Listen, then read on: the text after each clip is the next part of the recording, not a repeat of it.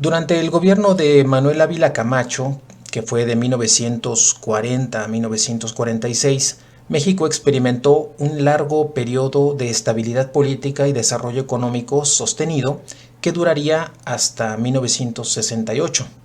Esto trajo como consecuencia la acelerada industrialización del país, el paso de la economía agrícola a la manufacturera y de una sociedad de campo a otra de ciudad. Mientras en Estados Unidos el cine de Hollywood privilegió el tema bélico producto de la Segunda Guerra Mundial, en México se comenzó a diversificar los géneros hasta ese momento centrados en la comedia ranchera, el melodrama y las películas de temática histórico-revolucionaria, y se cambió por otros géneros como fueron las biografías, las adaptaciones literarias y las comedias urbanas. La conjunción de un mercado abierto con el apoyo de productores norteamericanos, la calidad de los directores, actores, cinefotógrafos y guionistas nacionales, así como una dupla muy interesante que se formuló entre Emilio Fernández y Gabriel Figueroa, que realizaron importantes aportes a una estética cinematográfica nacional que tuvo un gran lirismo y una gran calidad también.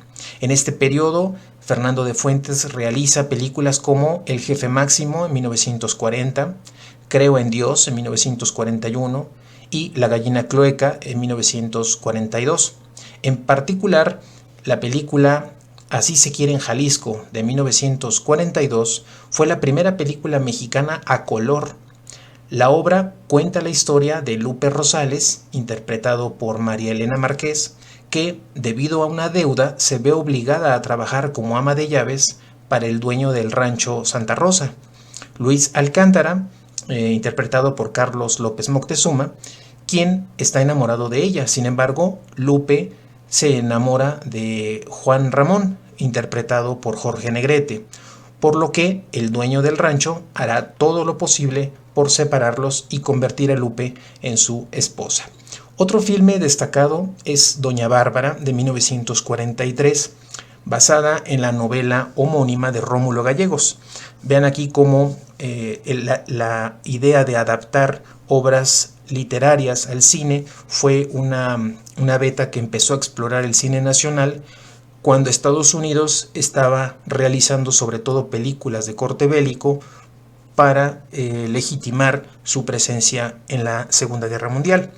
Entonces, esta película de Doña Bárbara es un drama romántico que narra la historia de Doña Bárbara, interpretado por María Félix, una rica terrateniente que controla extensas tierras y ganado. Cuando el terrateniente Santos Luzardo, interpretado por Julián Soler, regresa del extranjero, Bárbara se enamora de él. Sin embargo, cuando Santos observa que Marisela, la hija de Bárbara y de Lorenzo Barquero, interpretado por un Andrés Soler en una excelente actuación, no se ocupan de su hija, decide llevársela a ella y a su padre a su propio rancho. Por ello, Bárbara verá en su hija Marisela una rival en la conquista de Santos. Más adelante dirigirá La Mujer sin Alma de 1944, El Rey se divierte también de ese mismo año y Hasta que perdió Jalisco en 1945. También es importante La Selva de Fuego, también de ese año 45. Y bueno, como podemos observar, la diversificación de los géneros explorados por Fernando de Fuentes reflejan la situación favorable del cine mexicano. En 1942 se va a crear la Cámara Nacional de la Industria Cinematográfica. Luego, en 1945, derivado de algunas diferencias intergremiales, se crea el Sindicato de Trabajadores de la Producción Cinematográfica y con ello este círculo de producción, distribución, consumo queda mucho mejor organizado al exterior y eso se refleja también en la producción. Al comienzo del gobierno de Miguel Alemán Valdés, que fue de 1946 a 1952, el cine mexicano vivió un descenso en su producción, pasando de 72 películas en 1946 a 57 películas en 1947, en un año esta baja de producción. Esto debido al resurgimiento del cine hollywoodense y el retiro de apoyos económicos de Estados Unidos a las producciones nacionales. Ya cuando Estados Unidos regresa o recupera su temática después de esta necesidad de legitimar su presencia en la Segunda Guerra Mundial a través del cine, nuevamente Hollywood retoma su poderío en la misma industria y le retira estos apoyos que le había dado a México. Se apuesta entonces en México por películas de bajo presupuesto, de temática urbana, que debido al crecimiento de las ciudades, por este proceso tan acelerado de industrialización, va a haber una clase popular que solicita determinados tipos de películas. Entre 1948 y 1952 se van a producir 102 películas. Sin embargo, el éxito de la dupla de Fernández y Figueroa también le va a seguir la asignación cada vez menor de recursos financieros para estas películas. En este periodo, Fernando de Fuentes realiza películas como La Devoradora de 1946, Esperanza de 1946 y vuelve a filmar este éxito que ya había tenido con Allá en el Rancho Grande en 1949, ahora con Eduardo Noriega en el papel de Felipe, Jorge Negrete como José Francisco y Lilia del Valle como Cruz. En particular, la película Jalisco canta en Sevilla de 1948 será la primera película mexicana que se filmó en coproducción con otro país. En este caso fue España.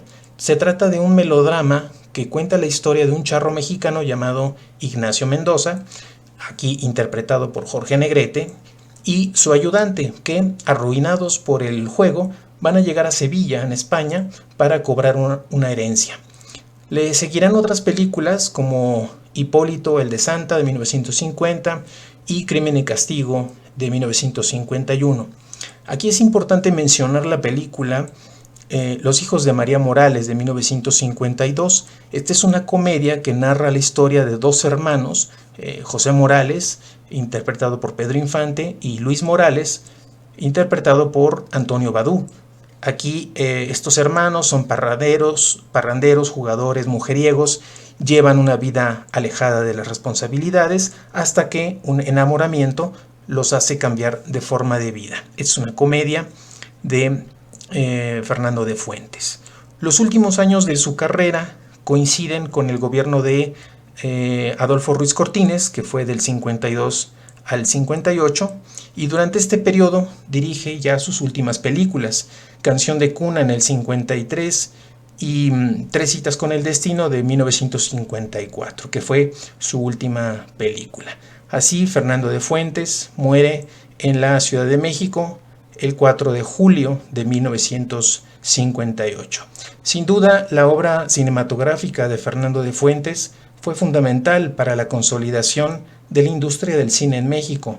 Su trabajo pionero en cuanto a la obtención de premios internacionales en festivales, la filmación en color en México, la coproducción con otros países, va a ser muy importante. A esto hay que añadir su sensibilidad para desarrollar géneros poco explorados como la comedia ranchera, el melodrama y el horror, en la coyuntura del cine norteamericano de la posguerra, y una estética visual que marcó una época fundamental para la cinematografía en México.